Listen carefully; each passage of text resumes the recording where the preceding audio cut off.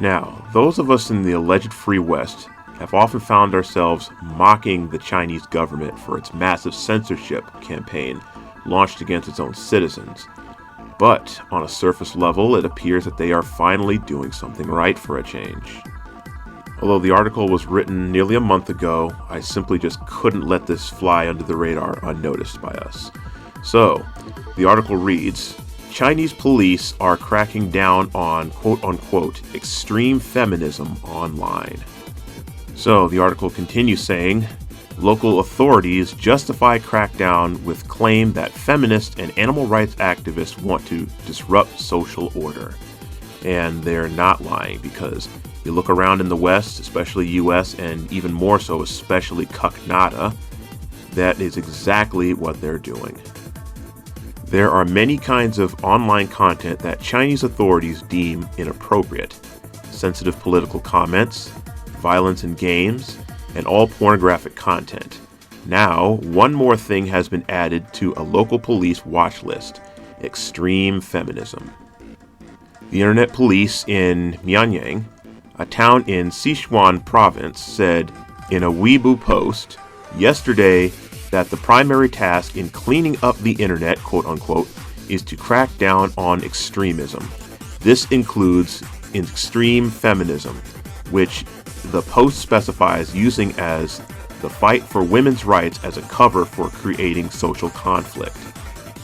The article continues, feminists aren't alone, though. Extreme animal rights activists were also mentioned.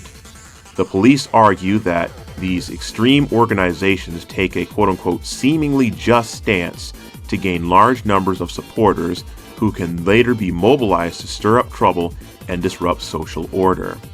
And the Chinese government is right on the money. If you want to cure cancer, you got to cure it in the early stages.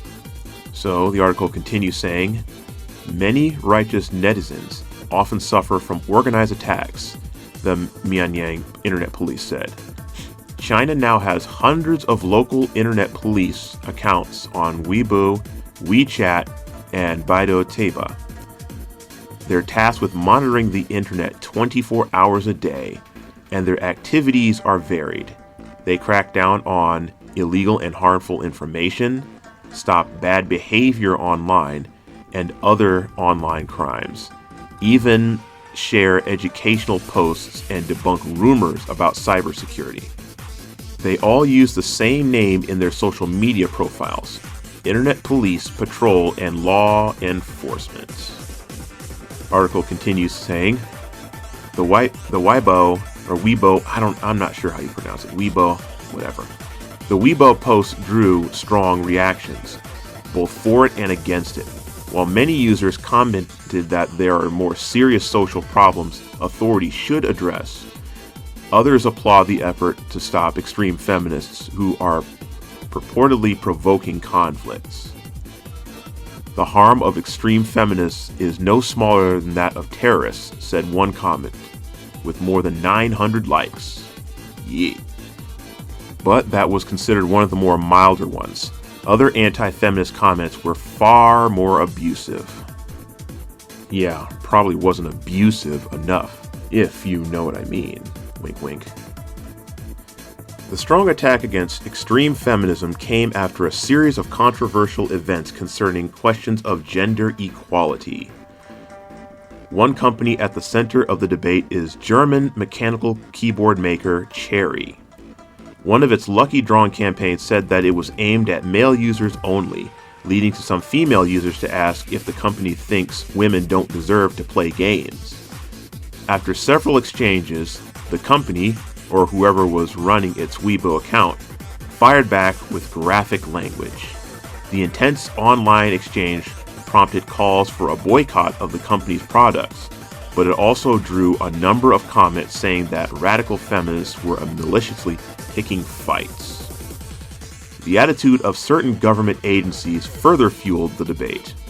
After China's official firefighting school announced its recruitment plans for 2019, some people pointed out that it largely favors men over women. Well, and rightfully it should, because let's face it, the average woman firefighter is useless. They don't live up to the standard, and they are not nearly as good as a man. They're likely a third as good of a man as best. Yes, I said it. No, I don't care. Article continues. One commenter started aggressively attacking deceased male firefighters. Well, yeah, of course she's not going to attack the living male firefighter, because a living male firefighter will undoubtedly wipe the floor with her pathetic arse. Moving on.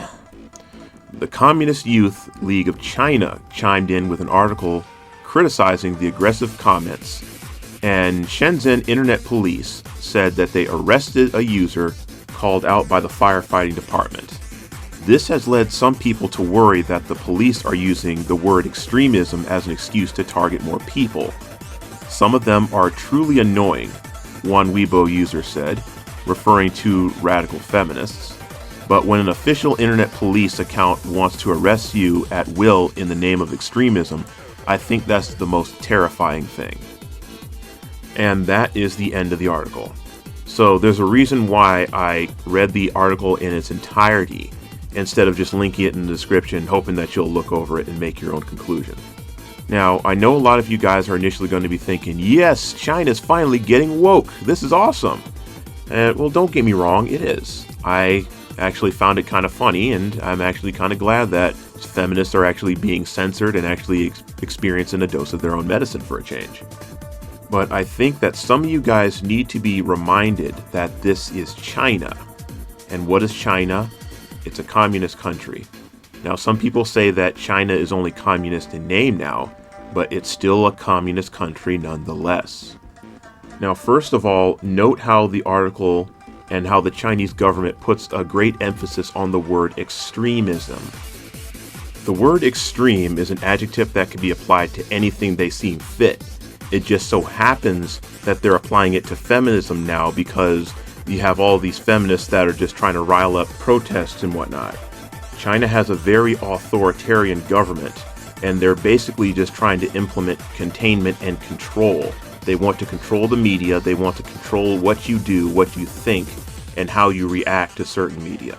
If they were really against feminism, then they could have stomped it out a long time ago. It's only now that they're actually starting to create problems for their censorship campaign. Now they finally want to do something about it.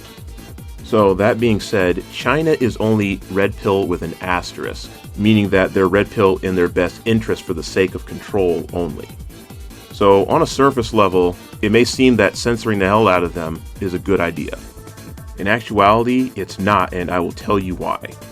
Remember that saying, power corrupts and absolute power corrupts absolutely? That's pretty much what's going on here, because they're censoring everyone, not just the feminists. And this is the obvious inevitability of any authoritarian regime. Once again, this is why I advocate for a democratic republic, because these are the types of people, the so-called extremists. These are the ones that you don't want to vote. You don't want them to have political power, and you don't want them to have skin in the game, because they're not going to be net taxpayers or active military anyway. The Chinese government themselves, they are extremists. The extremists, they can have a voice if they want, as long as they don't have any political power or have the ability to influence people en masse, then there's really no problem. And I say that because extremism has always been around in one form or another. It's just that when it gets into the government, that's when you have the big problem.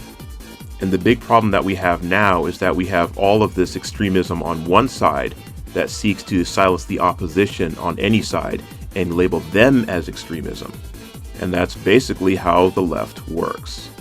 So, in closing, remember this, that China is not censoring feminists because they believe right is might. They're censoring them because they believe silence is golden. And also remember this, liberals, you get the bullet too. Every party needs a pooper, that's why they invited me. Party pooper, party pooper.